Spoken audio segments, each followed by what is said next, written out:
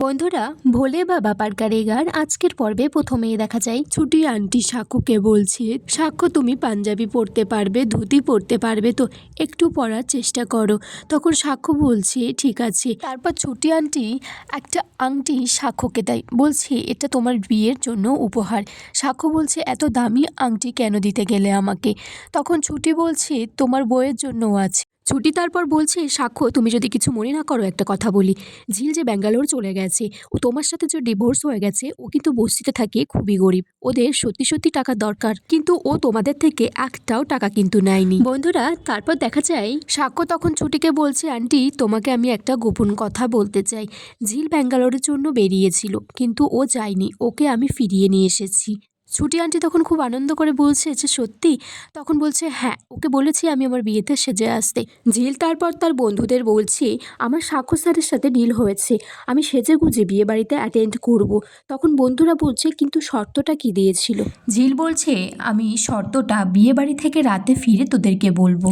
কিন্তু ঝিল তারপরই বলে আচ্ছা তোদেরকে বলছি শোন, উনি আমাকে বলেছে বিয়ে করতে চাই, কিন্তু আমি বলেছি এটা সম্ভব নয়, একটা মেয়ের জীবন নষ্ট করে দেবে এটা আমি কিছুতেই হতে দিতে পারি না। তখন উনি উল্টে আমাকে শর্ত দিয়েছেন ওনার বিয়েতে আমাকে সেজে গুজে থাকতে হবে, উনি আমাকে দেখেই বিয়ে করবে।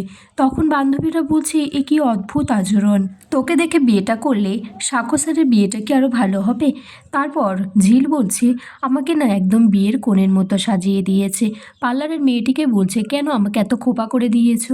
তখন পার্লারের মেয়েটা বলছে যে সাক্ষ্য আমাকে যে পাঠিয়েছে মনে মনে বলছে যে তিনিই তো বলেছে যে একদম বিয়ের কোণের মতো সাজিয়ে দিতে, কিন্তু কেন যে বলল, হয়তো সন্ধ্যাবেলা একটা অদ্ভুত কিছু ঘটবে। এদিকে ছুটি সাক্ষ্যকে বলছে তোমার বিয়েতে ঝিল থেকে কি করবে? সাক্ষ্য বলছে আমরা চেয়েছিলাম যে সবাই বুঝুক আমাদের মধ্যে সম্পর্কটা একদম সাধারণ হয়ে গেছে, তাছাড়া আমাদের দুজনের মনের ইচ্ছাটাই পূরণ হচ্ছে। ছুটি তখন বলছে ব্যাস শুধু এটুকুই কারণ, তুইও কি বাকি সকলের মতো হয়ে গেলি? টাকাই কি সব? টাকা দিয়ে সবটা বিচার করছিস? ছুটি তারপর বলছে ঝিলের মা তো কিছু বলছে না। তখন সাক্ষ্য বলছে উনি কিছু জানে না, উনি তো সারাদিন আমাদের বাড়িতেই কাজ করছেন, আর তাছাড়া ওনার মেয়ে যখন এখানে আসবে তখন তো উনি দেখে নিতেই পারবেন। ছুটি তখন বলছে তুমি দেখো ঝিলের আজকে খুব খারাপ লাগবে, ও দুঃখ পাবে। তখন সাক্ষ্য বলছে না ছুটি আন্টি, ঝিল আজকে খুব এনজয় করবে, আনন্দ করবে, তুমি দেখে নিও। তখন ছুটি বলছে হ্যাঁ যদি করেও তাহলে ওর বাইরেটা, কিন্তু বাইরে থেকে ওকে আনন্দ দেখে কী লাভ, ওর ভিতরটাতে তো খুব কষ্ট হবে।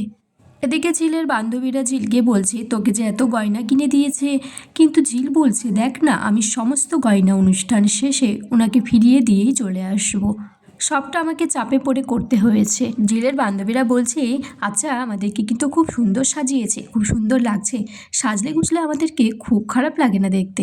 এদিকে সাক্ষ্য ছুটি আন্টিকে বলছে বারবার ঝিলের কথা কেন বলছো? তখন ছুটি আন্টি বলছে হ্যাঁ দেখ বারবার ঝিলের কথাই উঠে আসছে, আচ্ছা তুমিও কে, তোমার বিয়ে দেখানোর জন্য অত দূর থেকে টেনে নিয়ে আসছো? ছুটি আন্টি বলছে ঝিল তো ওইভাবে মানুষই হয়নি, ঝিল বস্তিতে থাকতো, ওর জীবনের ওঠা পড়াটা অন্যরকম ছিল, তাছাড়া ও একজন মেয়ে, তোমরা স্বামী স্ত্রী ছিলে, ও যে তোমার প্রতি একটা টান আছে অনুভূতি আছে সেটা তুমি বুঝতে পারোনি। তখন সাক্ষ্য বলছে ওর আমার প্রতি কোনো অনুভূতি ছিল না। ছুটি আন্টি তখন বলছে সাক্ষ্য তুমি কিচ্ছু বুঝতে পারবে না, তুমি যদি বুঝতে না তাহলে ঝিলকে আজকে এই বাড়িতে নিমন্ত্রণ করতে না। এদিকে ঝিল বলছে ওনার গায়ে হলুদ হয়ে গেছে, ওনার বিয়ের সব কিছু রেডি হয়ে গেছে, এই সময় আমি চৈতি ম্যামকে সরিয়ে দিয়ে আমি বসবো বিয়ে করতে, ঝিল এতটা খারাপ মেয়ে নয়। ঝিলের বান্ধবীরা ঝিলকে বলছে আমাদের মনে হয় সাক্ষ্য স্যারের উপর তোর মন পড়ে গেছে। তখন ঝিল বলছে হ্যাঁ সে তো ঠিক, যখন একবার মাথায় সিঁদুর উঠে যায়, আর আমি তো ওদের বাড়িতে কিছুদিন ছিলাম, তারপর মনে হলো ডিভোর্সটা হওয়ার পর সব কিছু খালি খালি লাগছে, কিছু যেন একটা নেই। বন্ধুগুলো বলছে তোর এতই যখন ঝিল কষ্ট হচ্ছে তাহলে তুই এই বিয়েতে কেন যাচ্ছিস? এদিকে ছুটি আন্টি বলছি ঝিল যে এখানে আসতে রাজি হয়ে গেল কেন বুঝতে পারছি না। তখন সাক্ষ্য বলছি এমনি এমনি হয়নি, ওকে শর্ত দিতে হয়েছে। তখন শর্তটা ছুটি আন্টি জানতে চাই। তখন সাক্ষ্য বলছে এখন বলার দরকার নেই, পরে শুনবে। এদিকে ঝিল বলছে আমরা তো গরিব মানুষ, পয়সা নেই, সামর্থ্য নেই, বারবার টিকিট কাটার মতো। তাও উনি বললেন বলে আমি থেকে গেলাম। আর তাছাড়া উনি তো বলেছেন যে গয়নাগুলো দরকার পড়লে আমার বউকে দিয়ে দিতে। তখন বান্ধবীগুলো বলছে, শোন ঝিল, লোকটাকে না মোটেও সুবিধের মনে হয় না। কখনো মনে হয় উনি খুব ভালো মানুষ, আবার কখনো মনে হয় ওনার মতো খারাপ আর হয় না। তখন একটা বান্ধবী ঝিলকে বলছে, আমি ব্যাপারটা বুঝিয়ে বলছি। তুই যদি চৈতি ম্যাম আর সাক্ষ্য স্যারের বিয়েতে থাকিস, তাহলে চৈতি ম্যাম বুঝবে তোর সাথে সাক্ষ্য স্যারের আলাদা করে আর কোনো সম্পর্কই নেই, আর পরবর্তীতে ওদের মধ্যে কোনো আর ঝামেলা হবে না। ঝিলকে বলছে, জানিস তো, তোকে আজকে খুব সুন্দর লাগছে, একদম বউ বউ। তোর বিয়েটা যদি আজকে সত্যিই হতো না, খুব ভালো হতো। ঝিল তো খুব রেগে গেছে, বলছে কেন তোর এক কথা বারবার বলছি? একটা মেয়ের বিয়ে ঠিক হয়ে গেছে, সব গোছানো গাছানি হয়ে গেছে। ঝিল বলছে, একটা মেয়েকে সরিয়ে দিয়ে আমি বসবো, বিয়ে করব, এতটা ভিখিরি আমি নই। আর তাছাড়া আমার এটুকু শিক্ষা দীক্ষা আছে। আর এখানেই আজকের পর্ব শেষ হয়ে যায় বন্ধুরা।